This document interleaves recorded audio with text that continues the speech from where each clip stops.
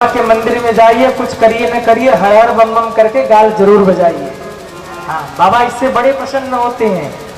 आप कहेंगे प्रसन्न क्यों होते हैं?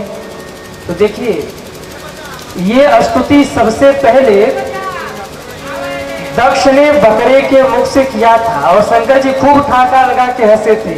और तब से ऐसी परंपरा है कि शंकर जी के मंदिर में जो भी जाकर हर हर बम बम करके गाल बजाता है, बाबा प्रसन्न हो जाते हैं।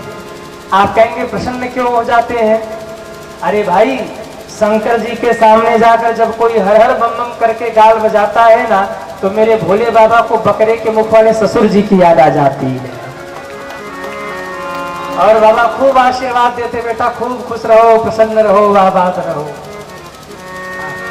इसलिए कुछ करो न करो, शंकर जी के मंदिर में जाकर बम बम, अरे बोलो ना, बम बम बम बम बम, हर हर बम बम, हर हर बम बम। कुछ करिए ना करिए, हर हर बम बम जरूर कीजिए, क्योंकि हर हर बम बम करने के बड़े फायदे हैं। एक बार एक पंडित जी थी, उनके ऊपर झूठा मुकदमा चल गया। तो पंडित जी वकील साहब के पास पहुंचे, बोले वकील साहब बचा लीजिए, झूठा मुकदमा चल गया। बोले 5000 रुपया लगेगा। अरे बोले 5 नहीं 10 ले लो, बचाओ कैसे भी। वकील साहब ने फाइल तैयार कर दी, तारीख पड़ गई कोर्ट में जाने की। वकील साहब ने कहा कोर्ट में जाइएगा, जज के सामने खड़े होइएगा, जज साहब कुछ भी बोले केवल एक ही बात कहिएगा, बम बम बम बम। क्या कहिएगा? बम बम बम बम। पंडित जी ने कहा बस बम बम कहना। बोले बस बम बम कहना, कुछ और मत बोलना, बस बम बम कहना। अब पंडित जी पहुंचे, जज साहब ने अपना कार्य शुरू किया। पूछा क्यों पंडित जी, आपसे गलती हुई? पंडित जी ने कहा बम बम। बोले आपसे अपराध हुआ? पंडित जी ने कहा बम बम। बोले आपके ऊपर जो केस चला ये सच है? पंडित जी ने कहा बम बम। 10 मिनट तक पूछताछ किया गया, पंडित जी एक ही बात बोलते रहे, बम बम। जज साहब परेशान हो गए, फाइल फाड़ के फेंक दिया। अरे ये तो बड़ा मूर्ख आदमी है, इसको बम बम के सिवाय कुछ आता ही नहीं, ये पाप क्या करेगा, अपराध क्या करेगा, ले जाओ इसे। पंडित जी छूट गए, मन ही मन सोचने लगे इतना ही बोलना था तो हम ही खुद ही बोल लिए होते, खामखा 5000 रुपया गया, अब कैसे बचूं। पंडित जी निकल के आए, वकील साहब ने कहा पंडित जी काम हो गया? पंडित जी ने सिर घुमाया, हाँ हो गया। बोले 5000 रुपए? पंडित जी ने कहा बम बम। अरे बोले भाई 5000 रुपया तो दे दो। पंडित जी ने कहा बम बम। अब आप लोग ऐसा मत करना, नहीं तो बेचारे वकील साहब का घाटा बैठ जाएगा। बम बम, आप सोचिए, बम बम कहने से जज साहब ने फाइल फाड़ दिया, अपराधों को क्षमा कर दिया। आप जब शंकर जी के मंदिर में जाकर बम बम कहते हैं तो महादेव आपके अपराधों की फाइल को फाड़ करके आपको आशीर्वाद प्रदान कर देते हैं सज्जन। इसलिए भोले बाबा के मंदिर में जाइए, हर हर बम बम, हर हर बम बम, हर हर बम बम, हर हर बम बम, हर हर बम बम, हर हर बम बम, हर हर बम बम। ऐसे नहीं, सभी दोनों हाथ उठाइए, जरा अगल बगल देख लो किसी को नींद तो नहीं आ रही। हर हर बम बम, हर हर बम बम, हर हर बम बम, हर हर बम बम, हर हर बम बम, हर हर बम बम। बोल शंकर भगवान की जय हो। दक्ष ने प्रार्थना किया, दक्ष के यज्ञ को महादेव ने पूर्ण किया। गोस्वामी जी कहते हैं सती मरत हरि सन बर मांगा, जन्म जन्म शिव पद अनुरागा, तेहि कारण हिम गिरि गृह जाई, जनमी पार्वती तन पाई।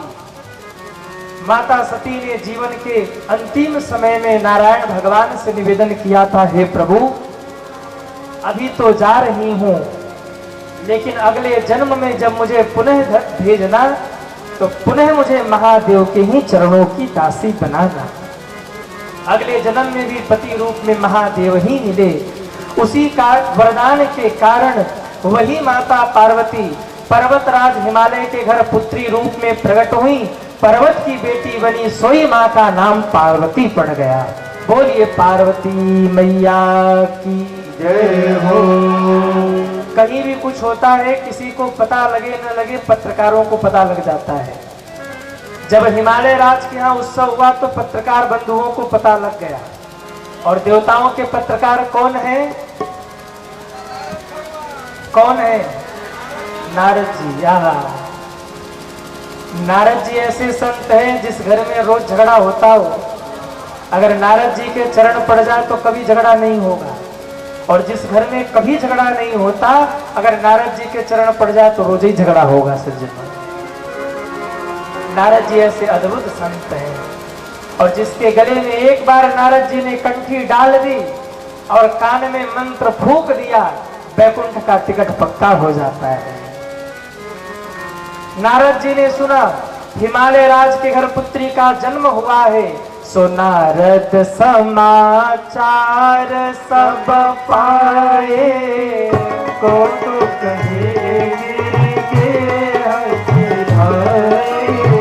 नारद समाचार सब पाए, को तो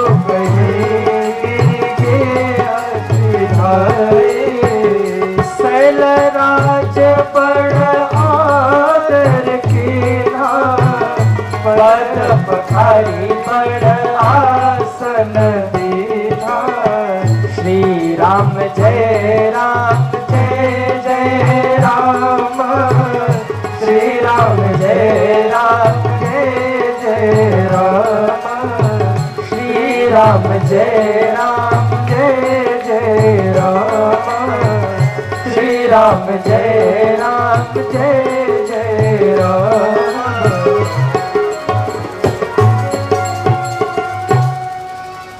नारद समाचार सब पाए। कौतुक में ही नारद बाबा हिमालय राज के घर पधारे। मेरे भाई बहन, आपके घर में यदि संत बुलाने पर पधारे तो ये आपका भाग्य है, पर कभी कोई महात्मा आपके घर में बिना बुलाए आ जाए तो समझ लीजिएगा कि ये आपका सौभाग्य है सज्जनों, ये आपका सौभाग्य है। देखो, संत आता है तो बहुत कुछ लेकर आता है, और संत जब जाता है तो बहुत कुछ लेकर जाता है। क्या लेकर आते हैं संत और क्या लेकर जाते हैं? बोले, संत आपके घर में जब आते हैं तो अपने भजन की पूंजी लेकर आते हैं, और संत जब आपके घर से जाते हैं तो आपके घर के पाप ले जाकर के भगवान के चरणों में समर्पित कर देते हैं और आपके जीवन के पुण्य बढ़ा देते हैं। इसलिए आपके घर में कभी संत के चरण पड़ जाएं तो अपने आप को सौभाग्यशाली समझना, क्योंकि संत तभी आते हैं बिनु हरि कृपा मिलहि नहीं संता। जब जीवन में कभी कभी भगवान की कृपा होती है तब भजनानंदी संतों का दर्शन होता है। इसलिए आपके जीवन में यदि संत और सद्गुरु का आगमन हो तो अपने आप को सौभाग्यशाली समझना। हिमालय राज ने स्वागत किया, और मेरे भारतवर्ष की परंपरा अतिथि देवो भवः। हमारे यहाँ अतिथि कौन होता है? कौन होता है? देवता। पर अतिथि ही देवता होता है, मेहमान देवो भव नहीं कहा गया। अतिथि और मेहमान में अंतर है। अतिथि कौन? बोले, जिसके आने की कोई तिथि न हो उसी का नाम अतिथि होता है। जिसके आने की कोई तिथि न हो अतिथि है। आजकल अतिथि नहीं होते, आजकल मेहमान होते हैं। मेहमान मतलब जिनको अपने मान की चिंता हो वो है मेहमान। पहले अतिथि आते थे, आजकल मेहमान आते हैं। हिमालय राज ने आदर किया, ऊंचे से आसन पर बिठाया, चरण धोया, चरणों में दक्षिणा समर्पित की। आप जितना भी धन कमाते हैं दशांश निकाल करके दान करते चलिए।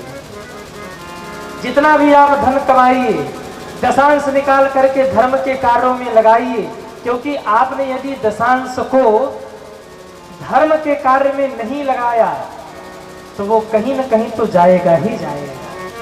कहीं हारी बीमारी में जाएगा, कहीं हॉस्पिटल में जाएगा, कहीं मुकदमे में जाएगा। कहीं इधर खर्च हो जाएगा, कहीं उधर खर्च हो जाएगा।